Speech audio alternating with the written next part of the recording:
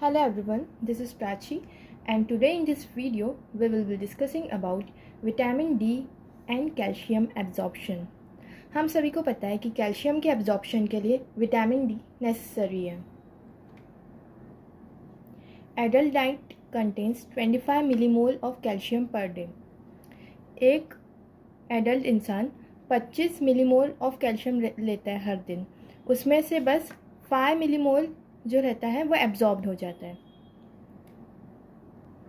और कैल्शियम का absorption intestinal epithelial cells में होता है जिसे हम कहते हैं एंटीरियोसाइट्स, जिसमें ब्रश बॉर्डर एपिथेलियम प्रेजेंट रहता है, विलाय प्रेजेंट रहते हैं, जिससे कैल्शियम का एब्जॉर्प्शन. कैल्शियम के एब्जॉर्प्शन के लिए विटामिन डी इज़ नेसेसरी. तो विटामिन डी एब्जॉर्ब और प्रोड्यूस होता है स्किन से एस कोलिकैल्सिफेरॉल, जिसे हम क्या कहते हैं विटामिन D3. कोलिकैल्सिफेरॉल जाता है लीवर के पास और कन्वर्ट होता है कैल्सीफिडॉल में. Now this calcifediol travels to kidney and gets converted into calcitriol. ठीक है, कैल्सीफिडॉल जो कि लीवर से निकला था वो जाता है किडनी के पास और कन्वर्ट किस में हो जाता है कैल्सीट्रियोल में, जो कि एक्टिव फॉर्म है विटामिन D3 का, जो कि कैल्शियम का एब्जॉर्प्शन में हेल्प करेगा.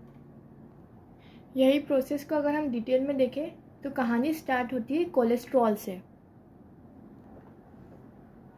कोलेस्ट्रॉल जो कि स्किन में था उसके ऊपर एक्ट करती यूवी रेज और ये कोलेस्ट्रॉल कन्वर्ट हो जाता है प्री विटामिन D3 में. प्री विटामिन D3 का आइसोमराइजेशन हो जाता है और प्री विटामिन D3 कन्वर्ट हो जाता है विटामिन D3 में. प्री विटामिन D3 से विटामिन D3 जाता है लीवर के पास और कन्वर्ट हो जाता है कैल्सीफिडॉल में. कैल्सीफिडॉल जाता है किडनी के पास and under the action of parathyroid hormone it gets converted into calcitriol. Calcitriol जो है वो एक्टिव फॉर्म है विटामिन डी का, जो कि कैल्शियम के एब्जॉर्प्शन में हेल्प करेगा. इसलिए कैल्सीट्रियोल बहुत नेसेसरी था. पूरी प्रोसेस हमने पढ़ी. अब हम देखते हैं कि कैल्सीट्रियोल की हेल्प से कैसे कैल्शियम का एब्जॉर्प्शन होता है. सबसे पहले हमारी जो डाइट थी उसके अंदर कैल्शियम था, वो एब्जॉर्ब्ड हुआ इंटेस्टाइनल ल्यूमन में. ठीक है, ये इंटेस्टाइनल ल्यूमन है और कैल्शियम एब्जॉर्ब्ड हुआ किसके थ्रू, एंटीरोसाइट्स के थ्रू. ये क्या है, इंटेस्टाइन की जो सेल्स है उसे हम क्या कहते हैं, एंटीरोसाइट्स कहते हैं. इसमें कैसी रहती है, ब्रश बॉर्डर एपिथेलियम रहती है.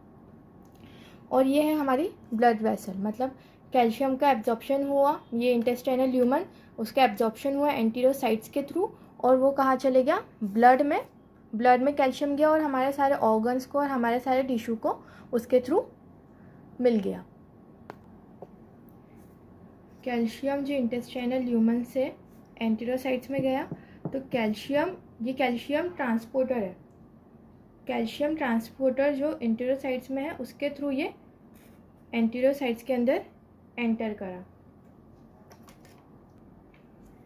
इंटेस्टाइनल सेल्स के अंदर एंटर करने के बाद ये कैल्शियम बाइंड करता है एक प्रोटीन से जिसे हम कहते हैं कैलबाइडिन.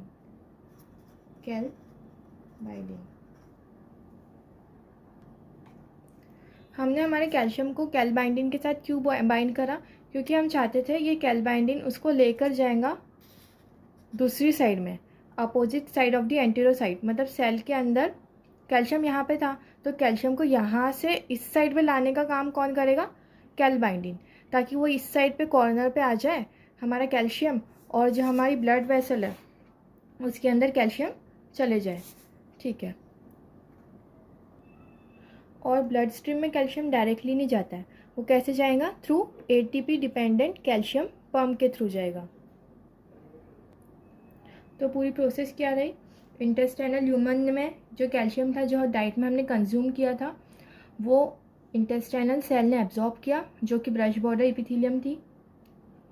कैल्शियम इंटेस्टाइनल सेल्स के अंदर कैसे किया, कैल्शियम ट्रांसपोर्टर के थ्रू। और जब कैल्शियम साइटोसोल में आया वो बाइंड करता है कैल बाइंडिंग के साथ, और ये कैल बाइंडिंग कैल्शियम को ले जाता है इस कॉर्नर में, और इस कॉर्नर में प्रेजेंट रहता है एटीपी डिपेंडेंट कैल्शियम पंप, जो कि हेल्प करता है कैल्शियम को ब्लड स्ट्रीम में डालने के लिए। अब हम देखते हैं कि कैल्सिट्रियोल का क्या रोल था। कैल्सिट्रियोल का क्या रोल था, तो कैल्सिट्रियोल अब जाएगा सेल के अंदर। सेल के अंदर ये कैसे जाएगा, इसको चाहिए रहेगा एक प्रोटीन जिसको कहते हैं विटामिन डी रिसेप्टर या फिर calcitriol receptor. Calcitriol with the help of vitamin D receptor cell के अंदर जाता है और एक्टिवेट कर देता है सेल के जेनेटिक प्रोग्राम को। ठीक है, ये जाता है अंदर और एक्टिवेट कर देता है सेल जेनेटिक प्रोग्राम। अब ये जेनेटिक प्रोग्राम 3 चीज़ों को इंक्रीज कर देता है। सबसे पहले तो ये कैल्शियम ट्रांसपोर्टर्स थे उनके नंबर इंक्रीज कर देता है। कैल्शियम ट्रांसपोर्टर्स के नंबर्स इंक्रीज कर देता है ताकि ज़्यादा से ज़्यादा कैल्शियम एंटीरोसाइट्स के अंदर एंटर हो। इसलिए जो जेनेटिक प्रोग्राम रहता है वो कैल्शियम ट्रांसपोर्टर्स के नंबर इंक्रीज कर देता है, तो ज़्यादा कैल्शियम आएंगे और ज़्यादा एब्जॉर्प्शन होगा कैल्शियम का। सेकेंड, ये जो कैल बाइंडिंग प्रोटीन था उसके नंबर भी इंक्रीज कर देता है। Genetic program will increase the number of cal binding protein in the cytosol. Lastly ये इंक्रीज कर देता है कैल्शियम ट्रांसपोर्टर को। जो हमारा कैल्शियम पंप था उसके नंबर भी जेनेटिक प्रोग्राम इंक्रीज कर देता है, जिससे कैल्शियम बाहर जाए और कहाँ चले जाए, ब्लड स्ट्रीम में चले जाए। ठीक है, क्या क्या इंक्रीज हुआ, कैल्शियम ट्रांसपोर्टर्स इंक्रीज हुए, कैल बाइंडिंग प्रोटीन इंक्रीज हुआ और ATP dependent calcium pump increase हुआ, जिससे कैल्शियम ब्लड स्ट्रीम में चले गया और पूरे ऑर्गन्स को हमें कैल्शियम एडिक्वेटली अमाउंट में मिल गया।